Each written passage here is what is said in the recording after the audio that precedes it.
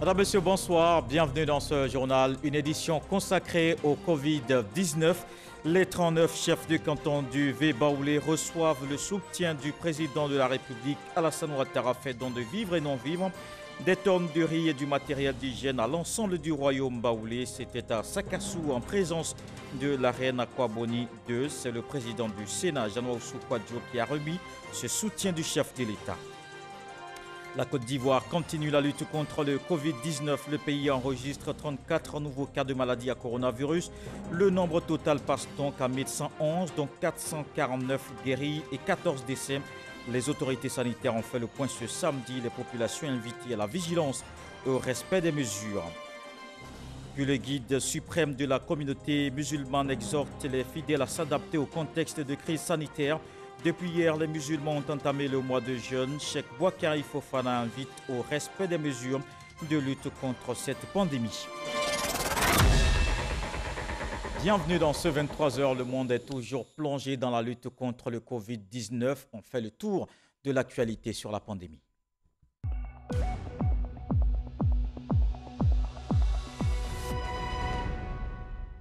On se rend d'abord dans le centre du pays. Le président de la République apporte son soutien au royaume baoulé. Alassane Ouattara fait don de vivres et de matériel d'hygiène, une action qui s'inscrit dans le cadre de la lutte contre le Covid-19.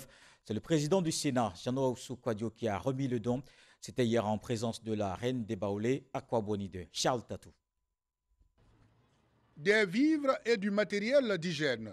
Tels sont les lots de dons faits par le chef de l'État Alassane Ouattara au royaume baoulé. Ces dons remis au cadre du Grand Centre ont été convoyés chez la reine des Baoulés, Akwaboni II, par le président du Sénat ivoirien, Jean Oussou Kwadjo, conduisant une forte délégation composée d'élus et membres du gouvernement originaires du V-Baoulé.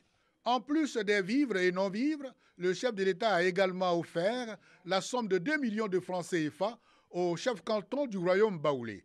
L'explication des mesures d'hygiène au chef traditionnel par la ministre Raymonde Goudou Kofi, membre de la délégation, avec une démonstration du lavage des mains, a précédé la remise symbolique des dons.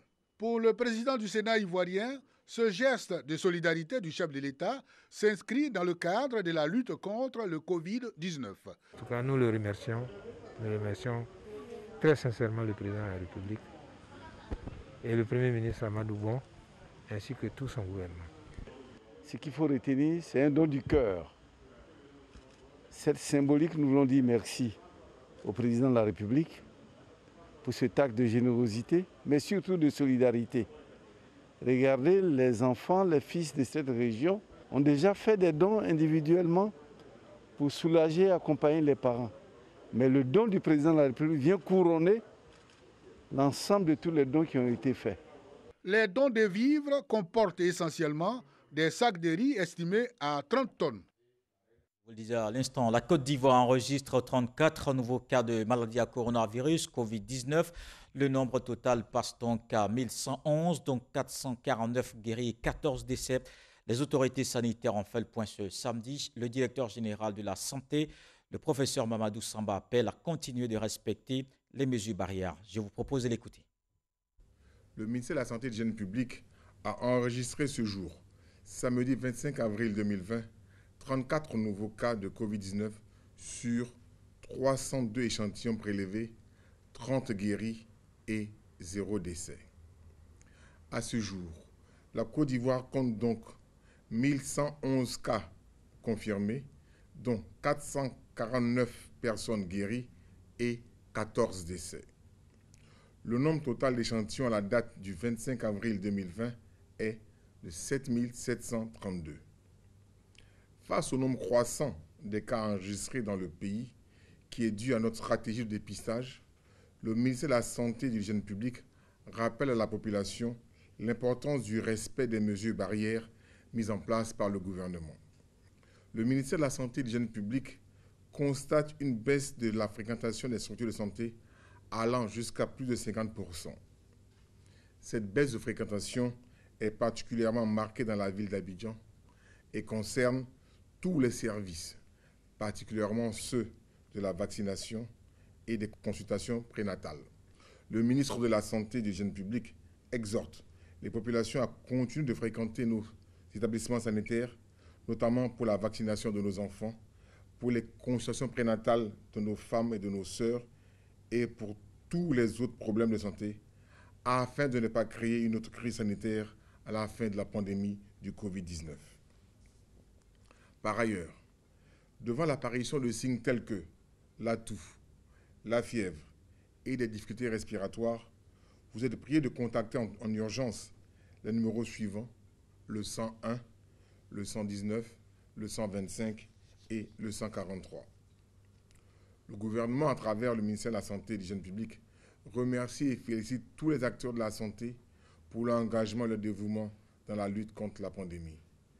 Et ailleurs dans le monde, les chiffres grimpent aussi. D'abord en Afrique de l'Ouest, au Mali, on note 370 cas confirmés, 21 décès.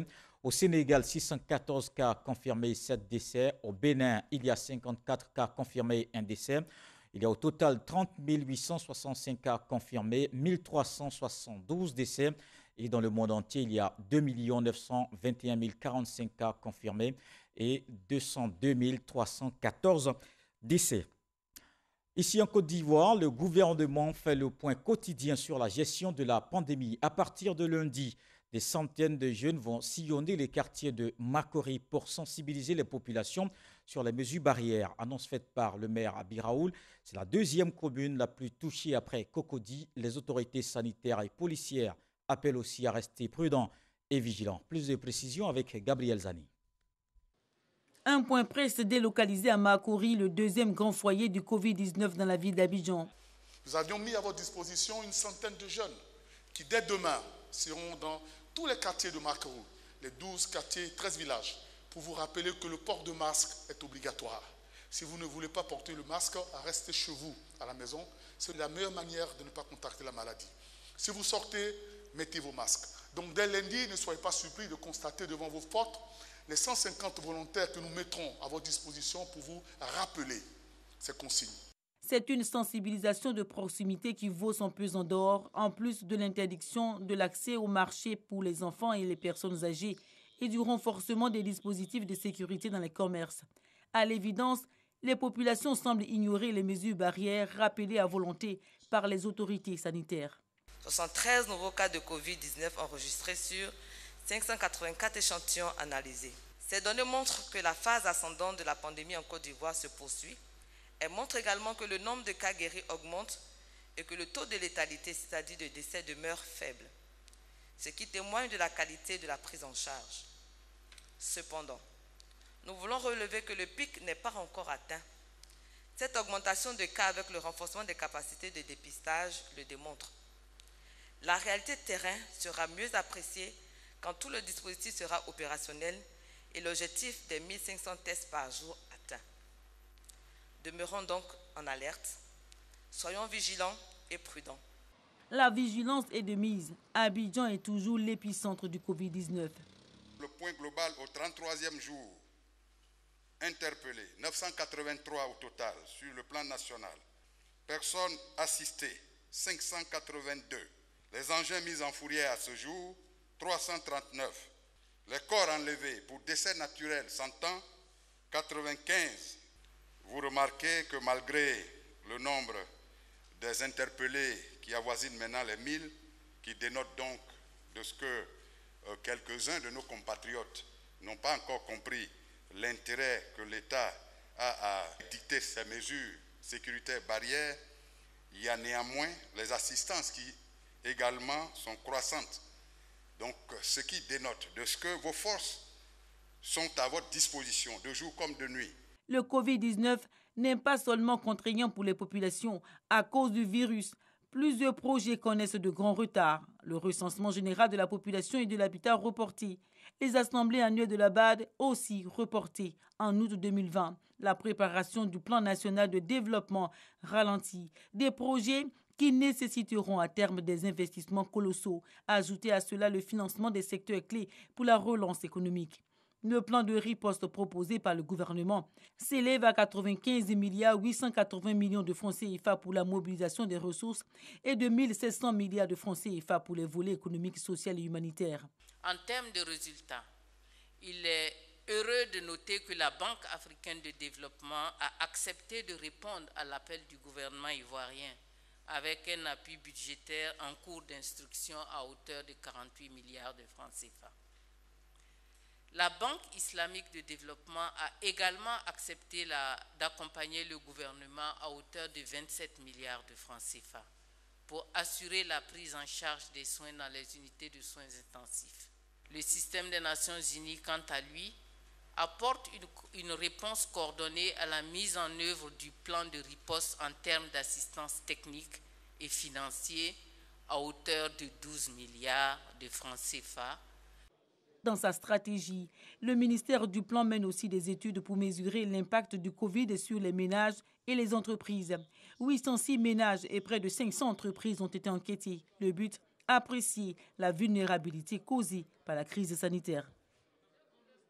Et depuis hier, les musulmans sont entrés dans le mois béni de Ramadan, une période de prière et d'adoration qui se passe dans un contexte de crise sanitaire. Le guide suprême de la communauté musulmane appelle les fidèles à s'adapter à la situation. Cheikh Bouakari Fofana les exhorte au respect des mesures barrières. Bismillahirrahmanirrahim. Alhamdulillahi Rabbil Alamin. Wassalatu wassalam ala Sayyidina Muhammad wa ala alihi wa sahbihi ajma'in. Chers frères et sœurs, cette année, le Ramadan intervient dans des circonstances exceptionnelles que nous connaissons tous. Le Covid-19 qui n'épargne ni riches ni pauvres. Tout musulman sait la saveur particulière que la fréquentation de la mosquée, les longues prières du soir confèrent à ce pilier essentiel de l'islam qu'est le jeûne. Cette année, il en sera autrement par la volonté de Dieu. Cette situation doit nous inciter à une plus grande concentration spirituelle, à plus de piété individuelle. Chers frères et sœurs, le Ramadan est le mois de solidarité. En vérité, ce sens de partage ne nous a jamais fait défaut dans notre pays, cette terre si généreuse. Mais cette année, compte tenu des circonstances que nous vivons, la solidarité se doit d'être plus agissante. Le mois béni du Ramadan est l'occasion idéale pour confier notre commune destinée à Dieu Tout-Puissant. C'est une clé qui nous aide à ouvrir la porte de la sérénité dont nous avons tous besoin.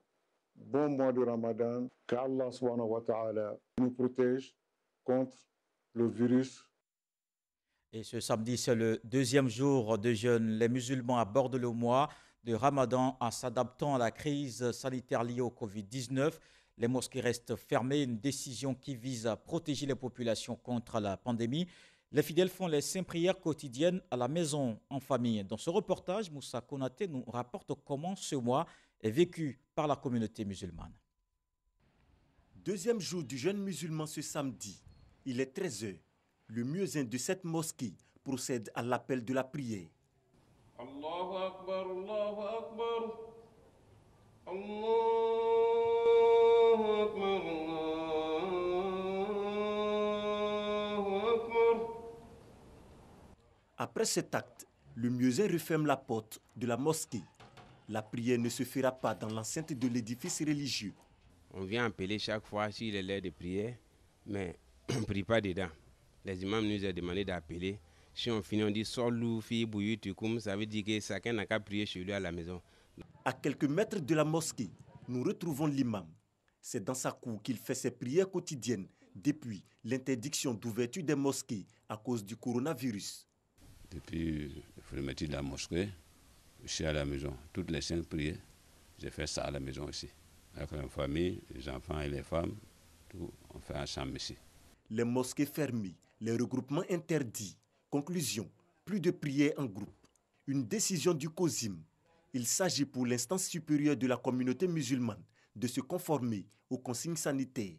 Chers frères et sœurs, ainsi comme la plupart de nos compatriotes, Vous avez déjà fait de très grands sacrifices en acceptant la fermeture temporaire des mosquées et autres lieux de culte. Cette décision extrêmement difficile n'a pas été prise de gaieté de cœur par la haute hiérarchie religieuse. Bien au contraire, c'est avec la conviction que nous sommes face à une véritable épreuve divine que nous avons dû nous résoudre à accepter une décision aussi douloureuse. Nous profitons de l'occasion pour féliciter donc notre communauté et tous ceux qui ont fait un effort pour faire respecter ces mesures. Le jeûne musulman cette année se tient dans un contexte particulier. La pandémie du Covid-19 impose donc de nouvelles habitudes aux fidèles musulmans en cette période de Ramadan. Et côté sécuritaire, le commandant supérieur de la gendarmerie s'assure du bon déroulement des opérations. Le général de division Alexandre Apalo-Touré, en tournée de travail dans plusieurs villes, dont Bouaké, il appelle ses hommes à plus de vigilance et à faire respecter les mesures du gouvernement. Charles Tatou. Une seule raison à la base de ce déplacement qui constitue la deuxième partie de la tournée de travail initiée à l'intérieur du pays par le général de division, commandant supérieur de la gendarmerie nationale. L'éveil de conscience des éléments de la gendarmerie sur le terrain en vue de la réussite de leur mission de sécurité et de stabilité dans le pays en cette période de crise sanitaire due à la maladie à coronavirus. Parti donc d'Abidjan dans le cadre d'une série de visites dans les localités frontalières, le général Alexandre Apalo-Touré a marqué des escales. D'abord à Boaflé, Daloa, Diokwe, Man, Touba, ensuite à Odiéné, Bundiali, Korogo et Ferké dans le Tiologo, région qui partage les mêmes frontières avec deux pays voisins, notamment le Mali et le Burkina Faso. Ici, le poste de Pogon est contourné. Des pistes de clandestins dénichées et 14 mototaxis en provenance de la ville de Zegoua, Mali, pour les Bouvogo, campement à 7 km de Ferké, interceptés. Au total, 52 personnes arrêtées, dont 38 passagers avec 11 enfants. Après Pogo, Laleraba et Wangolo, le général de division a rebrouché chemin pour Bouaké, dernière étape de sa visite en passant par Niakara et Katiola. Dans le Baké, les éléments de la gendarmerie ont eu en face d'eux un général pédagogue. Éloignez de vous le spectre de la corruption, parce qu'il sera pour moi inacceptable que dans cette situation de guerre contre un virus gravement mortel, certains de nos collaborateurs puissent jouer au petit jeu de la corruption ou de la tricherie. De tout temps, la gendarmerie a été perçue comme une force noble. Par ailleurs, le général Apalo exhorte ses collaborateurs à afficher un esprit fraternel à l'endroit de leurs frères d'armes. Nous ne sommes pas seuls à travailler, nous sommes avec nos frères militaires, policiers, douaniers et eaux et forêts. Je vous conseille la solidarité avec nos frères d'armes. Nous avons la même mission, la sécurité de notre pays. Pour la seconde partie de sa tournée à l'intérieur du pays, le général Apalo-Touré a visité 38 localités issues de 12 régions. Et tout comme le volet sécuritaire, le gouvernement met l'accent aussi sur la prise en charge des personnes vulnérables. Un fonds spécial de solidarité est mis en place. La présidente s'est rendue dans les centres d'accueil pour s'imprégner des besoins des enfants. Ils sont déjà accueillis et sensibilisés sur la maladie à Covid-19. Grâce Kando. Régis, 18 ans, élève en classe de 3e, fait partie désormais des pensionnaires du complexe socio-éducatif d'Adjamé. Nous étions dans la rue, ils sont venus nous prendre à Cocody Angry pour nous demander est-ce que nous savons ce qui se passe dans le monde. On a dit oui, qu'il y a une maladie qu'on appelle le coronavirus qui tue très vite et ça contamine rapidement. Et ils nous ont demandé mais si ils veulent nous aider là, est-ce que nous allons accepter? Et nous tous on a répondu ensemble oui que nous allons accepter ça. Ils nous ont pris, ils nous ont envoyé à Djamé. Dès que nous sommes arrivés, ils nous ont montré notre dortoir. On a vu que où on dort là, c'est bon, c'est joli et on mange à notre faim. Tout comme Registre, Plus de 200 enfants vivant dans cette situation ont été récupérés dans la rue et intégrés dans plusieurs centres d'accueil. Il y avait le risque du couvre-feu et ces enfants avaient commencé déjà à être la cible des forces de défense qui les repéraient dans les rues et qui les sommaient de rentrer quelque part là où ils n'avaient nulle part où entrer. Ainsi donc, ces centres leur offrent la protection qu'il faut. Ils ont un logis, ils sont encadrés au jour le jour, où quand ils sortiront de cette étape de Covid, ils puissent véritablement être des enfants agréables pour leur communauté et surtout pour leur famille. Dans le cadre de la lutte contre le Covid-19, le gouvernement ivoirien a dégagé une enveloppe de 170 milliards de francs CFA dénommé Fonds spécial de solidarité et de soutien d'urgence humanitaire à l'endroit des personnes vulnérables du fait de cette pandémie. La présidente de ce fonds spécial est donc sur le terrain pour visiter plusieurs centres d'accueil d'enfants en difficulté. Objectif, identifier les besoins. On aura besoin de gel hydroalcoolique, de gants, de seaux pour laver les mains, de savon liquide, et de spray anti-batterie, un thermomètre infrarouge. Souvent, on reçoit des visites des personnes étrangères.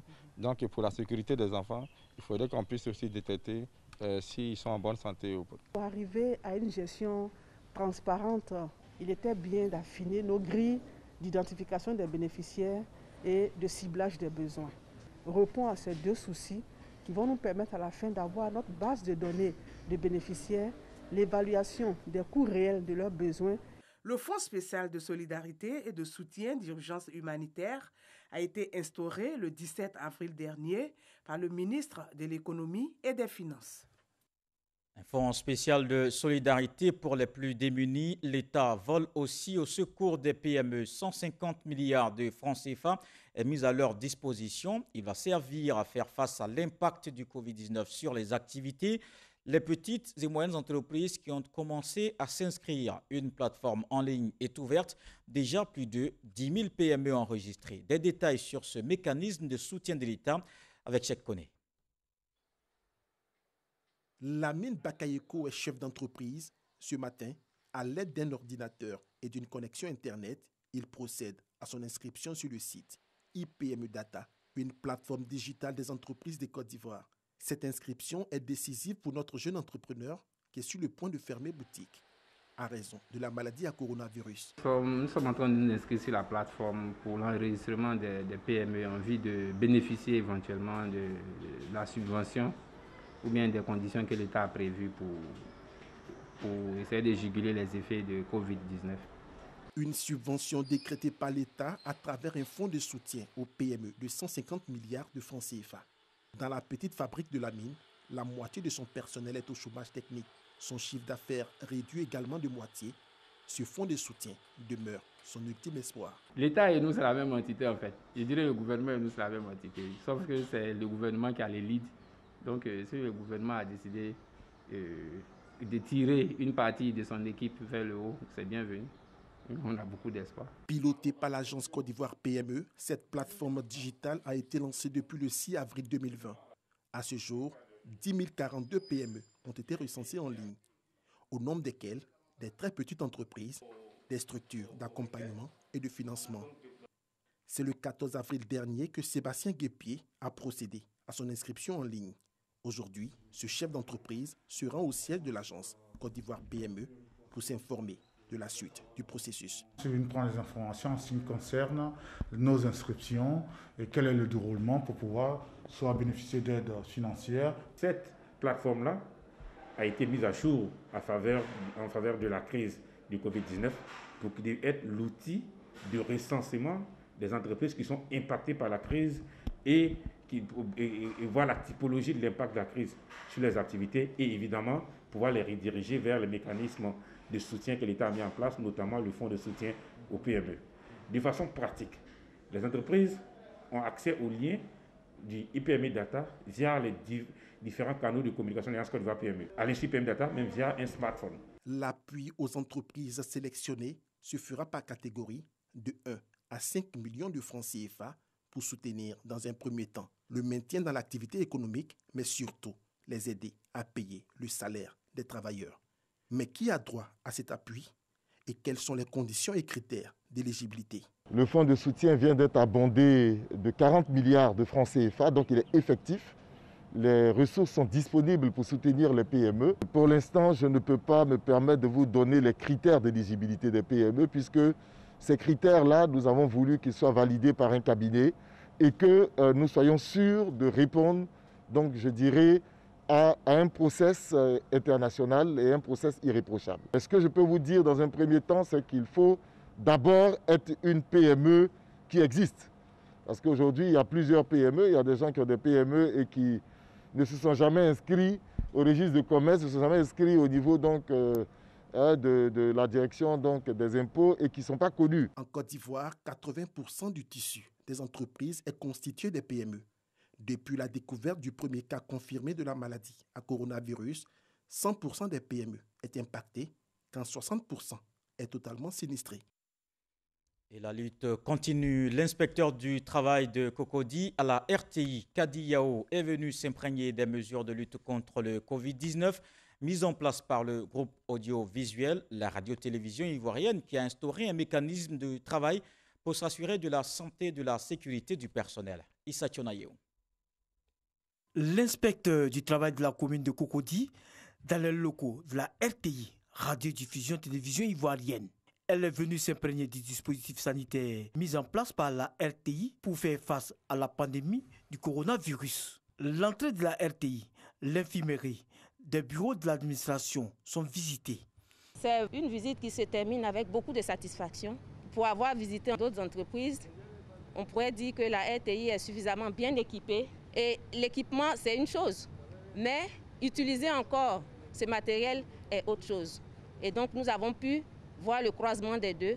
Le personnel que nous avons trouvé sur place portait les masques et se soumettait aux mesures de prévention édictées par le gouvernement. Le représentant du directeur général, la RTI, met à profit cette visite pour appeler au respect des mesures barrières. Tous les jours, pratiquement, on fait le point matin et soir pour veiller à ce que toutes les mesures soient appliquées effectivement. Et ce, dans tous nos secteurs, c'est-à-dire à la radio, à Boaké, DCM, tous nos sites de RTI sont au même niveau que la RTI aujourd'hui, que la télévision. Le conseil du directeur général de la RTI indique que le port du masque est obligatoire au sein de l'entreprise. La Fédération pour la paix universelle internationale apporte sa contribution dans la lutte contre le coronavirus en Côte d'Ivoire. Akassaye Lazare a lu une déclaration du président mondial de cette association. Il appelle à la mobilisation et à la solidarité pour freiner cette pandémie. Sephora Zegui. Unité, dialogue, coopération, solidarité et compassion sont autant de valeurs que promeut la Fédération pour la paix universelle dans le monde. Cette association invite les citoyens et gouvernants du monde à s'approprier ces valeurs afin de venir à bout de la maladie à coronavirus. Akassaye Lazare a lu la déclaration de Thomas Walsh, le président mondial de la Fédération pour la paix universelle, au cours d'un point presse à son siège. La Fédération pour la paix universelle affirme et encourage les meilleures pratiques suivantes. L'unité. Nous sommes membres d'une seule famille humaine universelle. N'utilisons pas la crise pour souligner ou approfondir les divisions qui peuvent nous affliger en tant que membres de communautés nationales, politiques, religieuses, ethniques ou culturelles particulières. La coopération, la compassion et une communication ouverte. La Fédération pour la paix universelle, à travers cette déclaration, appelle à la prise de conscience des citoyens et dirigeants du monde. Depuis plusieurs années, cette organisation entreprend des tournées dans le monde pour sensibiliser les nations sur les valeurs de paix et de tolérance. Et les acteurs de la mode s'impliquent aussi dans la lutte contre le Covid-19. Ils mènent des actions de sensibilisation. Ils ont fait des dons de vivres et de kits de prévention. Astoutouri. Le secteur de la mode n'échappe pas aux conséquences liées au Covid-19. Boutiques et écoles fermées, plus de défilés de mode, créateurs et designers ont aussi rangé leurs instruments. Chaque couturier à peu près a 10 employés. Et une fois c'est fermé, on n'a plus de clientèle. Moi, par exemple, j'ai un loyer de 600 000 francs.